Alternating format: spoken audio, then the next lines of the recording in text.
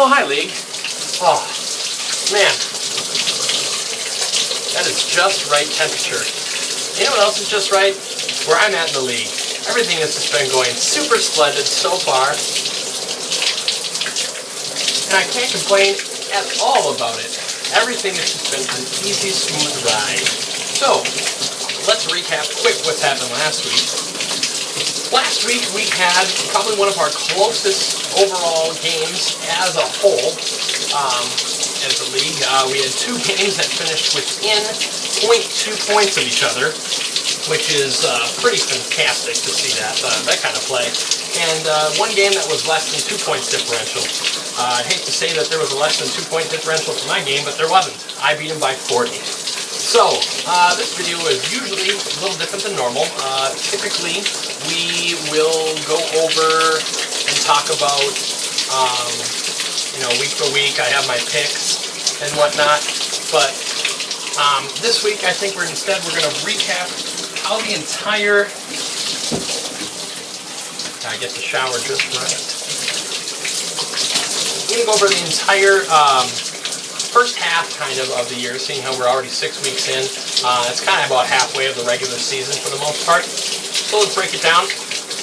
We've got 1, 2, and 3 right now, looking really sexy and fly. I've got myself, Sam, and Anders, all 5 and 1, and looking like there's no ceiling that's going to stop us at all. So, after that, we've got in 4th place Josh, who's 4 and 2. Josh is he's playing pretty stellar so far, but I think it could get better for him. He's got a pretty solid team, and he's probably one of the better teams, I think. Very underrated, underlooked at every year, but that's I always pick Josh to win. Just then after that, we've got Bjorn at 3 and 3. Bjorn, pretty average year. Average team, nothing spectacular. And then we got the Jellies at 6th at 2 and 4. Kevin at 7th and 2 and 4. And we've got Blaine somehow at 2 and 4. I don't know how he won the 2 games, but good for you, bud. But those teams really need to pick up the pace. I think the Jellies, by far the worst ranking for the best team. I'll go and explain that a little bit more why I think that, and why the numbers kind of back that up a little. And then we have in 9th place, we have 1 and 5 Adam, which rightfully so. If you don't set your lineup, you get 1 and 5. And then we have the unlucky John Broman at also at 1 and 5. So some of the things I want to go over this kind of talking, just kind of who the big dogs are so far in this year. Getting a little cold. So far, obviously, let's go over who scored the most points. Well, people who have not been stepping up. You've got the people in last, and there's a reason why. You've got Adam only scoring 532.6 points in for his points scored, which if you want to compare that to the number 1 place, myself, 720.8 points after 6 weeks. That's an astounding over 100 points average, and I'm pretty thankful to be in this position. But I've scored almost 200 more points than the lowest score, and not so far behind in the 9th place for most points scored is Blaine with 539.8. Also not having the greatest year in terms of scoring. But yeah, that's, some way, that's just the way the cookie crumbles. After that, we've got Kevin at 560 points. He's really got to step it up if he wants to be a threat later, but there's a reason why he's in the bottom 5, maybe bottom 6. Then Mr. Broman, who's at 577. Not the greatest, but, whatever.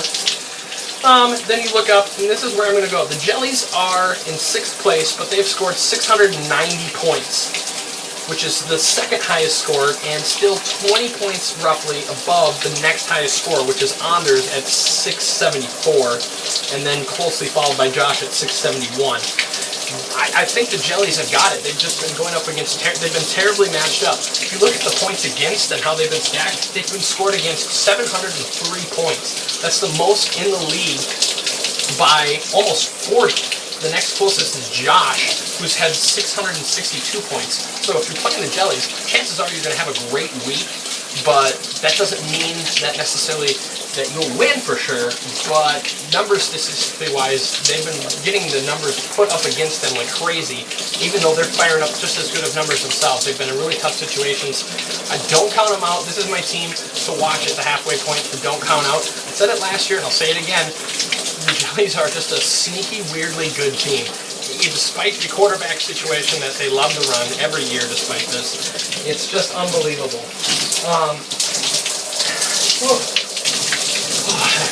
That is refreshing. Then you look at mine in the top. Yes, I've had the most points scored, but I'm 7th place for points against, meaning people haven't really been putting up a ton of points against me, so you could make the argument that, I mean, I haven't really seen a ton of competition, and I've squeaked out a couple wins. I'll be grateful for that, but I definitely think that I have a top 4 team. I think that it's unquestionable to say that when you score 720 points. But I think the biggest person that maybe is ranked maybe 2 notches too high is Sam at this point. He's the 5th highest towards total with 642 points. And he's only followed closely behind by Bjorn in 6th with 620 points scored for himself. Now, he hasn't had a ton of points scored against him either. He's in 6th place with 608 points scored against. But, you know, it doesn't matter about in the long run. I can give you all these stats, but it doesn't matter about the totals. It just matters week to week, and if you can get the win or if you can't get the win. So now I'm just going to go to the big top dogs. Myself, never been the lowest score of the week. I've had the top scores of the week in week 1 and in week 4. Anders has had top score in week 5. Josh, also a 2-time champion, week 3 and 6. And in week 3, he scored 151 points, which has been the highest score so far, which is a big congratulations and thumbs up to you, Josh. Keep up the good work. I'm always rooting for your team.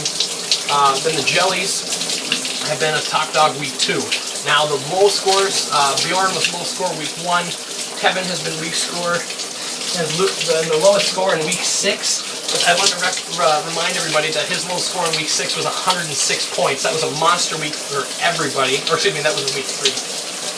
So then we've got week 2 for Blaine, week 5 for Adam, and week 4 and 6 for Mr. Broman. Now I just want to mention also that week 2 for Blaine, he put up 49.9 points, which has been the lowest so far, which is why my team that I don't think is going to make the playoffs right now is Blaine. He needs to make some serious changes at this point. But, you know, things could always get better. It's still halfway point in the year. You never know what's going to happen. But this has kind of just been the halfway recap. Stay tuned for tomorrow. Things are probably going to get a little bit more different.